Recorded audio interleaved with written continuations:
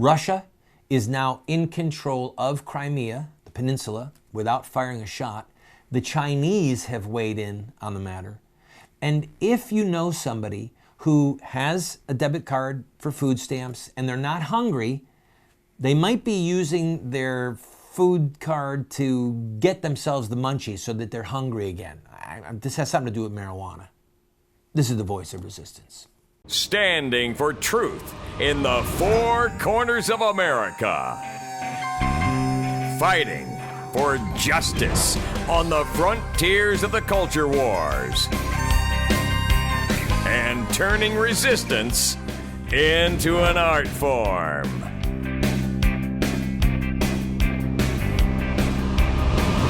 Randall Terry. Welcome to the program. As we focus on the crisis in the Ukraine, in Crimea, we're going to look at some of the key elements that could have a bearing on us as Americans over time. For example, the Chinese have sided with the Russians, who have now taken over control of Crimea. Now, why is that significant? Because we don't know what they said behind closed doors. We don't know what the quid pro quo might be. Does it involve Taiwan? Does it involve some of the islands that China is now disputing with Japan? Was there a wink and a nod that China would side with Russia in any UN Security Council? And that Russia in turn down the road might side with China in a situation that was similar? If China moved on any piece of real estate saying that it needed it for its own security, or that it was its to begin with before any one of the conflicts that China has endured over the last 150 years? We don't know. But it is somewhat ominous for us as Americans. So keep your ear to the ground concerning China, because both China and Russia are ancient, what do we want to call them? I don't want to say that they're monarchies. They're more like empires. They both have long, proud histories of empires in which they dominate not only the people in their own country, but numerous nations that are on the periphery of their borders. Take a look at this map of Crimea. You'll note the port of Sevastopol. This port is critical to the Russian Navy. The Russians are simply not going to allow Crimea to fall into the hands of a government that is hostile to the Russians. And more insane on the international field is that Ukraine would be allowed by the Russians to become a part of NATO. Look at this map of Europe. The North Atlantic Treaty Organization, NATO, was what emerged after World War II as an alliance of nations that were committed to protecting each other against a communist Soviet Union attack. All right? After the collapse of the Soviet Union in 1991, the number of nations included in NATO began to grow. And there has been talk in recent years about Ukraine coming into NATO. The Russians are not going to allow Crimea, this peninsula, to be a part of NATO. They're not. They need that port for their Black Sea fleet. They need to be able to defend the borders of Russia, and if need be, mobilize those ships through the Black Sea, down past Istanbul, through the Dardanelles, and then out into open waters. So this is something that, as far as the Russians are concerned, it is non-negotiable. And while I don't particularly like the Russian government, it's certainly a lot better than it was underneath the Soviet government. And our government is becoming a lot more corrupt than it was 20 or 30 or 40 years ago. So we have to be very careful about what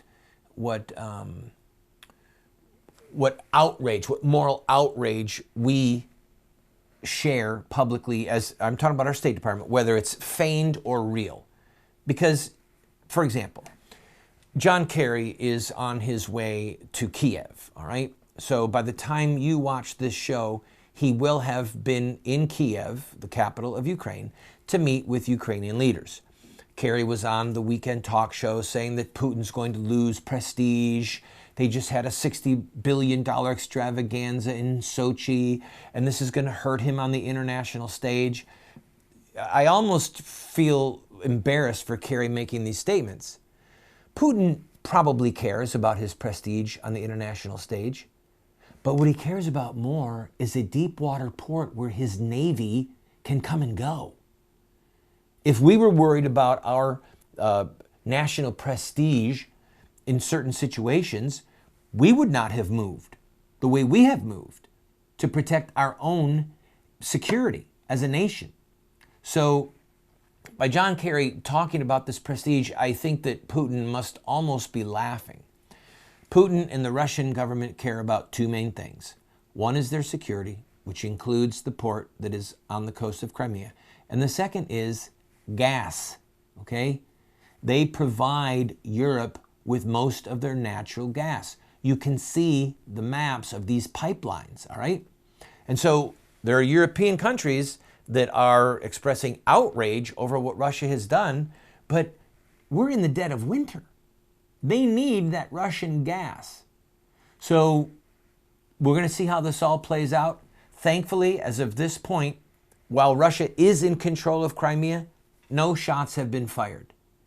And it looks as if Crimea is going to be lost to Ukraine for the foreseeable future, because there is no chance, zero chance, that President Obama is going to put boots on the ground or cruise missiles in the air or ships in the Black Sea to have a military showdown over Crimea. It's not going to happen. I'll be back in a minute. This is the voice of resistance.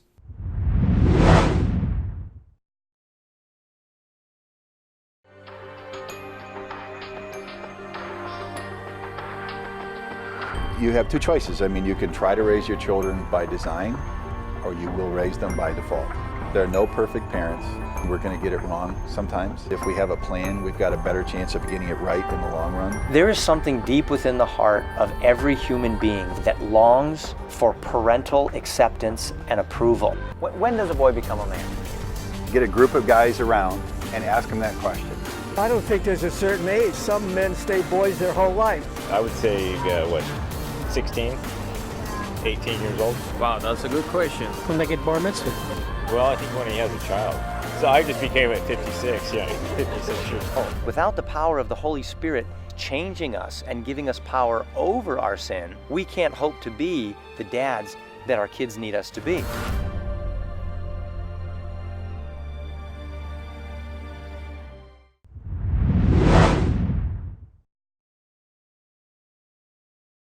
As we watch what's happening in the Ukraine, there are people, prognosticators, news folk that are talking about the size of Russia's military compared to the size of Ukraine's military.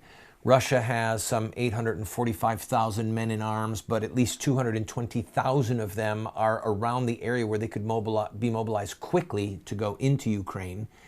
They have some 800 plus tanks in the area, 220 aircraft, including high-tech fighters as well as helicopters, compared to 139,000 troops in Ukraine and 1 million reservists. And they're trying to do this tit for tat. It's absurd, okay? The Russian military could roll into Ukraine. And yes, there would be fighting, and yes, there would be resistance, but the machinery of war is going to be in favor of the Russians. The ability to bring in other troops from other areas of the country, the ability to bring in heavy weaponry. It's the Ukrainians, especially concerning Crimea, are not going to fight. And if I do have to eat those words, if they do fight, then it is going to be a very costly battle for Ukraine. So the question is, how bad do they want their independence? Which is why some of the people in Ukraine are probably saying, Crimea has always been critical to Russia, right, for centuries, right? And it was actually given over to Ukraine by Khrushchev in the 1950s. Because at that point, Ukraine was one of the Soviet satellites, and it was a foregone conclusion to the leaders of the Soviet Union that Ukraine would always be their puppet. So for whatever political and public relations reasons they had in the 1950s, the Soviet leaders gave it to the Ukrainians, and it was still under Russian control. When the Soviet Union broke up, the Soviet Union allowed Crimea to stay in Ukraine, but they leased the naval base where their ships are. And I guarantee you there was a very clear understanding that this will always be a port that is accessible to Russian ships. It will never fall into the hands of our enemies, and it would have been inconceivable to the Russians at that time that NATO would control the country that controlled a Russian naval base. Inconceivable. So, what can we look forward to?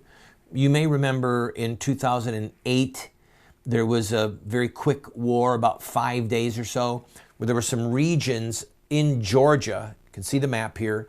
There were elements in these areas that were trying to break free from Georgia, and Russia said, no, not going to happen. So South Ossetia and Abkhazia were born. Both of these nations have been recognized as nations by the Russians, and no other nation in the world that I know of at this point has even recognized them as nations. And when the Russians recognized them, it went something like this. Da, I recognize you. You're my cousin. I put you in power. Bring the vodka over. I love the spam meat.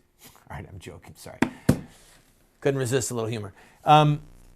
So what we can expect, and by the way, at the time that this happened in Georgia, there was, of course, international outrage, and there were a lot of saber-rattling words going on, but it has been the status quo, and there have been no major economic boycotts of Russia. There have been no threats of military from Western nations. And Russia said, look, we're simply not going to let real estate that is against our border, literally touching our border, fall into the hands of people that are hostile to us. Not going to happen. I mean, if some freak of nature happened and Canada was to have a coup and fall into the hands of some Islamic militants, we're not going to let that happen. Not going to happen. We're not going to let Puerto Rico fall into the hands of people that are hostile to us. So we can at least understand Russia's belligerence. And we'll see what happens, but my guess is, my hope is that there will be no bloodshed. You can see this image of an Orthodox priest coming to bless the Russian troops, but ask them to not invade. And again, I say fortunately, as of this taping, there has been no bloodshed. I have to admit, though, I don't like Putin saying that he is there to protect ethnic Russians. And the reason I don't like it is because that's what Hitler said before he took Austria and the Sudetenland, which was a part of Czechoslovakia of that time. That led to World War II. Let's hope nothing gets out of that control and that Russia's appetite for its own security and for its gas pipelines can be quickly satisfied. Lord have mercy. Oh, by the way, we did bring one big heavy club to bear to the party against the bear. The G8, at least 7 of the nations said, that's the group of 8, said, we're not going to Sochi. We're not going to have our big economic summit in Sochi. Forget about it. I'm sure that Putin is crying over that when he got Crimea. I'll be right back. This is the Voice of Resistance.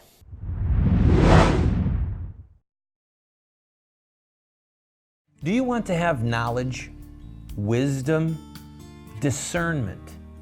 If so, you have to read good books on theology, history, books that look at the lives of great men and women. So to help you to become a more effective Christian, a better witness for truth, somebody who can engage in productive conversation that exhorts and edifies those that you speak with. We're going to do something crazy. We're offering you these 7 books for a gift of any size. You just pay for the shipping and handling, and then give whatever gift that you can, and we will send them to you. But just to make it a little bit more crazy, I will send you a second copy of my 3 books, autographed. You can give them as a gift to your pastor or to a family member and help extend truth and justice in the world. This is while supplies last.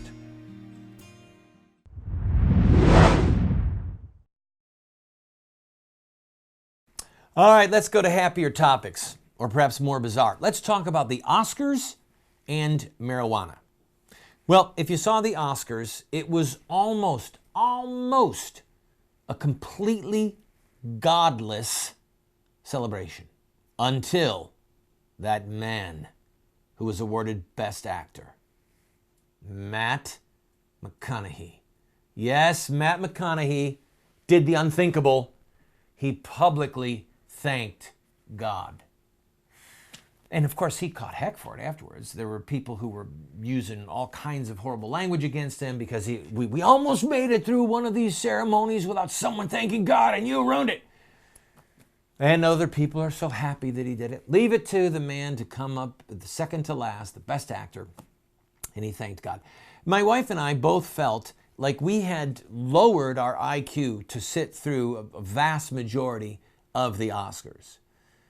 In fact, both of us started to slur our words, talk to each other like, yeah, okay, let's just go see another movie, please. Lord have mercy. Or let's talk about marijuana. I'm not making what I'm about to tell you up, okay? And I want to confess that I feel stupid, and I watch the news as a part of what I do for a living, read the news. I did not know that some people's debit cards where they get food stamps, I did not know that they could use them for cash withdrawals. I mean, when food stamps first started, you actually had stamps, okay? They sent them to you in the mail. You took them, you tore off certain amounts, and you gave it to the person behind the counter, and then you got food and you went home, all right? We've covered on this program how they're spending their food stamp money on steak and lobster and all kinds of fancy delicacies.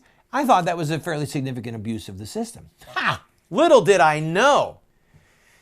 If you're having a bad day and steak and lobster won't do, what do you need? My elbow's hurting, Doc. I need to use my debit card for some weed. I'm not kidding.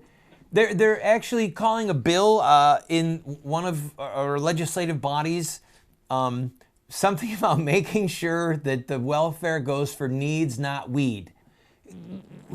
What they had happening was thousands of dollars of money from food stamp debit cards, all right? Your tax dollars hard at work. They were going into pot shops in Colorado and swiping the debit card at ATMs. And I'm telling you right now, they weren't buying steak and lobster in the pot shop. They might have been buying brownies. Marijuana brownies. All right, you have to know the culinary tastes of people who want to ingest weed as opposed to smoking it. I'm sure that there's a health benefit to eating it with brownies. Anyway, part of the problem that we're facing in America right now is the inability of good people. I shouldn't say the inability, the refusal of good people due to fear to say a fundamental truth without apology and without equivocation, okay? I know what it's like to need financial help, to need someone to help buy a bag of groceries. Literally, I know what it's like. I don't have a right to ask a government official to put a gun to your head to force you to pay for my food. If you want to give our family a bag of groceries, that's charity. If the government puts a gun to your head and forces you to pay for our food, that's a form of coercion. It's a form of theft. So we have to be willing to say that the whole welfare state is de facto immoral, a violation of you shall not steal. 6 days shall you labor and 7 days rest, that you shall not covet your neighbor's goods, that you have to honor your father and mother, you have to take care of your parents, you have to take care of your kids. And if you want the community to help and the church to help or a Salvation Army to help or a soup kitchen to help or any other number of people to help, ask them for help. But you don't have the right to put a gun to your neighbor's head and to force them to feed anybody. I've got to take a break. When we come back, hopefully, something worth hearing. This is the voice of resistance.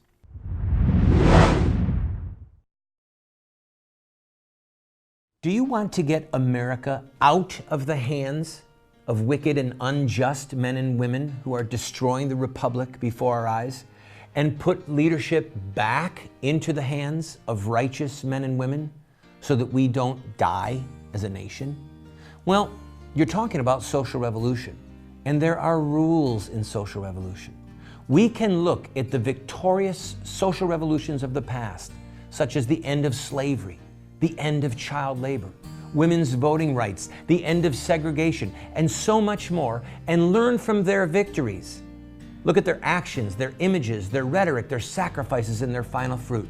We will send you this series that originally cost $129, 7 books for students, 1 teacher's guide, if you'll give a gift of any size and just pay for shipping and handling. Take advantage of it today.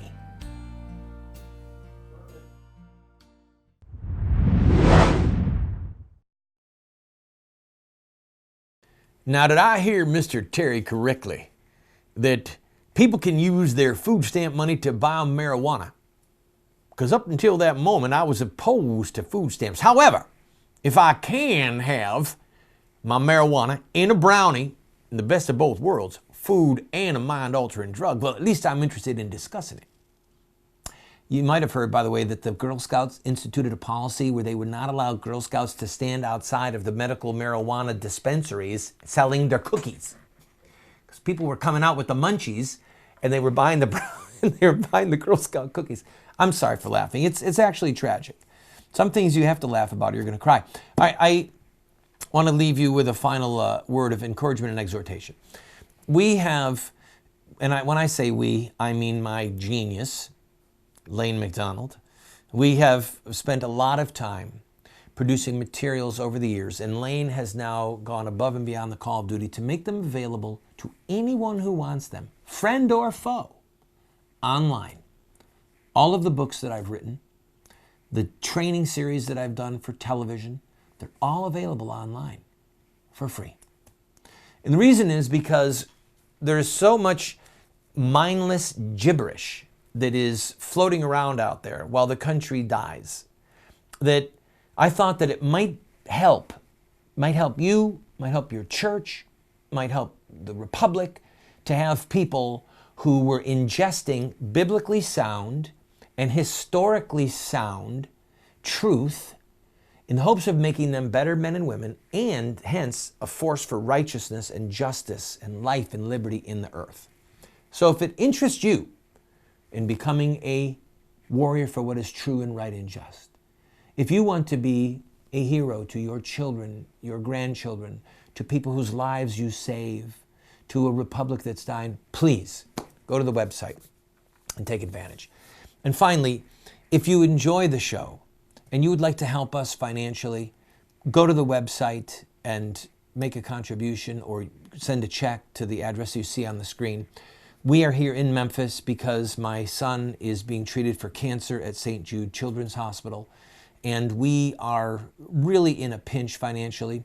We're going to keep doing what we're doing, but if you enjoy what you're doing and you want to help support this show, we ask you for your help, and we thank you in advance. God bless you.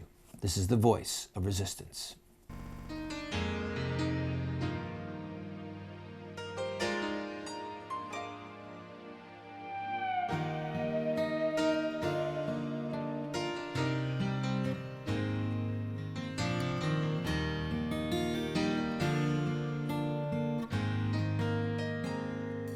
you.